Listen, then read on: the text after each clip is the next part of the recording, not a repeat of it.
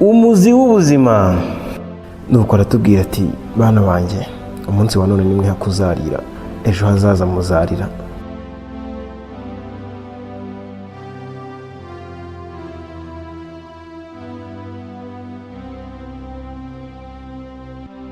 Reka mpere ku basore n'abagabo. Ese uramutse utakaje ibyo utunze byose mu buryo butunguranye, umukunzi wawe cyangwa umugore wawe yahaguma mugakomezanya? Byagenda bite se utakaje rumwe mu ngingo z'umubiri? Nabwo yahaguma? Mbere yo gutangira iyi nkuru, reka noneho mbaza abakobwa n'abagore. Ese uramutse ugize ikibazo gituma isura yawe yangirika, hahandi bivugwa ko wabaye mubi, umukunzi wawe cyangwa umugabo wawe mwagumana? Mbere yo kugira icyo usubiza, tega amatwi inkuru kugeza irangiye. Uraza gukuramo amasomo yagufasha kugumana n'uwo muri kumwe mu rukundo uko byagenda kose. Umugabo yashakanye n'umugore wari mwiza cyane, yujuje ibiranga abagore beza byose, byagera ku ruhu bikaba akarusho. Yari afite itoto, afite uruhu runyerera kandi ruhehereye. Abantu bamukundiraga uko ateye, kandi nawe yari abizi ko ari mwiza mu gace. Umugabo we yamukundaga cyane bidasanzwe. Umugore nawe akarushaho kwita ku isura ye kuko yatekerezaga ko ari itera umugabo we kumukunda bigezaho.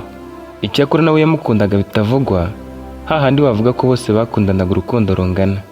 Ku rundi ruhande, umugabo yamwitagaho cyane, akamugurira ibyo ashaka byose ngo arusheho gusa neza, kuko yatekerezaga ko umugore we amukundira ko amuha ibyo ashaka byose. Bakoraga akazi k'ubucuruzi, kandi umugabo yari yarateye imbere mu rugero ruhagije. Umunsi umwe umugore arwara indwara y'uruhu ikomeye cyane, ariko yafashe mu maso bwa mbere. Uko umunsi wagenda gushira, umugore yagendaga aba mubi mu isura, uburanga yari afite bumushiraho.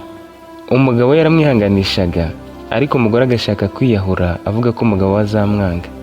Umugore yakomeje guhangayika cyane, atangira kwivuza mu bitaro bitandukanye, ariko bakamubwira ko indwara irwaye isa n'aho ari nshya mu gihugu. Bamubwiye ko indwara ye izakomeza gufata no ku bindi bice by'umubiri, ikava mu maso ikuzura ahantu hose, kandi niko byaje kugenda nyuma y'ukwezi kumwe. Yarwaraga ibiheri binini birimo amashyira, byamara guturika agashishuka uruhu. Yarihebye cyane ubwo yatangiraga kubona no mu ijosi hatangiye kuzamo uduheri twinshi kandi dusa nabi, bikomeza bityo kugera ku nda, mu mugongo no ku maguru. Umugore yararembye cyane, akomeza kwivuza ariko bikanga. Umunsi umwe avuye ku bitaro, umukozi wabakoreraga mu iduka yaramuhamagaye, amubwira ko umugabo we yafunguye imiti yangiza atabizi, bikamuviramo guhuma amaso yombi. Umugabo yagejejwe mu rugo, umugore we wari watashye atangira kumwitaho, bikomeza bityo agenda amumenyereza no kugenda akoresheje inkoni.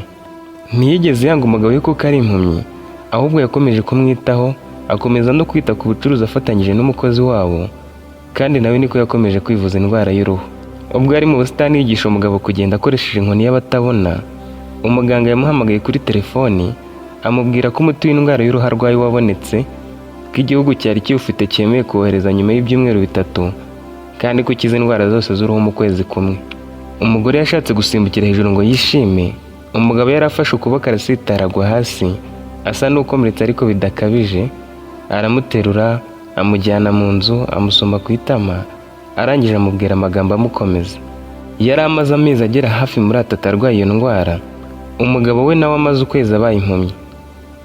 Mu gihe yari agitegereje ko ibyo byumweru 3 bishira akajya gufata umuti, yakomeje kwigisha umugabo we kugendesha inkoni, amufasha muri byose, aramukunda, amuha urukundo rurenze urwo yamuhaga mbere, kuko yavugaga ati nanjye akomeza kunyihanganira, agakomeza kunkunda kandi narangiritse isura. Kera nari mwiza, ariko n'ubu nabaye mubara cyankunda. Umunsi wo gufata imiti warageze, ajya kwa muganga barawumuha, awisiga mu gihe cy'ibyumweru 2, ibiheri byatangiye kuma n'uruhu rwatangiye gusubirana. Umugore amaze gukira neza, umugabo yamusabye kujyana n'umukozi ngo bajye kumugurira icyo kunywa akunda kandi gihagije, kandi banatumira abaturanyi n'inshuti zabo ngo baze basangire, bishimire ko umugore we yakize neza. Abashyitsi barahageze, umugore ajya mu gikoni ategura ibyo kurya, umugabo nawe asigara muri salo aganira n'abashyitsi, abasubiramo inkuru y'uko yahumye, y'indwara y'umugore we, ubucuruzi bwe, bakomeza kuganira n'ibindi bigezweho mu gace. Mbere yo kwakira abashyitsi, umugabo yasabye umugore we kumuhobera, amaze kumurambika ijosi ku rutugu, ahita akuramo rinete amusaba kumureba mu maso. Umugore n'abari aho baratunguwe cyane babonye uyu mugabo ari kureba neza nk'utarigeze ahuma, bakeka ko bari mu nzozi. Umugabo yarongera amuhobera, amusoma ku itama, arangije avuga amagambo akurikira: "Nshuti bavandimwe muteraniye aha, mbanje kubasaba imbabazi mwese kubwo kubabeshya. Mu by'ukuri sinigeze mba impumyi, ahubwo ni njye wabyigize. Mbiseguyeho kandi mbasabye imbabazi kubwo kuba mwarampangayikiye, mukanyitaho munkorera ibyo nanjye nari kwikorera." Ubwo umugore wanjye yarwaraga indwara y'uruhu, yatangiye kwigunga agera n'ubwo ashaka kwiyahura. Yambwiraga ko nzamwanga bitewe n'uko yari atangiye kugira isura idashimishije, cyane ko uruhu rwari rwuzuye ibiheri kandi rugashishuka. Yumvaga ko abantu bose bamwanze, ageze aho yumva ko nzamuta mu nzu nkishakira abandi. Nahisemo kwigira impumyi kugira ngo nibura yumve ko ntazamwanga, kuko isura yatekerezaga ko izatuma mwanga ntari kuba nyireba. Nashakaga ko atakomeza gutekereza ko nzajya gushaka abandi basa neza, kuko ntari kubikora ndi impumyi, cyangwa ngo mute muntu ujye gushaka abandi bagore kandi ntabona. Cyane ko namubwiraga ko ntamukundiye isura yo mu maso ntabyemere. Urukundo rwacu ntirwigeze na rimwe rukonja mu gihe nari impumyi. Yanyitayeho, yewe arenza na mbere hose. Uyu munsi rero nahisemo kubabwiza ukuri, kuko ntigeze mpuma. Ahubwo nabikoreye kugira ngo umugore wanjye abe ari gufata umwanzuro wo kubana n'impumyi cyangwa kuyisiga mu nzu. Icyo nifuzaga ni uko adakomeza kwihangayikira ngo bitume ashaka kwiyahura, ahubwo nashakaga ko abona ko atari we wenyine wagowe, kandi ko afite umugabo agomba kwitaho. Yarebye umugore we mu maso aramubwira ati: "Urwo nagukundaga rwarushijeho. Ubu mfite impamvu nyinshi zo kugukunda ziruta iza mbere. Sinagukunda iyo ukusa, uretse ko no kuba uri mwiza cyane, ufite uruhu rwiza cyane kandi ukundwa na bose bitangwa nabi. Nagukundiye umutima wa zahabu wifitiye, utuma wihangana mu bihe byose kandi ntutwarwe n'ibigaragara inyuma. Ni ukuri ngukundira uko nyitaho." Umugore yasabwe n'ibyishimo, ararira, aramuhobera, abura uko yifata. Abari aho babakomera amashyi, bakora umunsi mukuru utarigeze kubaho, kandi uwo munsi wabagumye mu mutwe kuko bari babonye urukundo nyakuri. Ese wowe ukundira icyo muri kumwe? Ni amafaranga, ni ubwiza, cyangwa ni imico myiza agaragaza, by'umwihariko iyo agaragariza wowe? Niba umukundira uko ateye n'uko agaragara inyuma ni byiza, ariko menya ko ibyo bishobora guhinduka mu kanya nk'ako guhombya.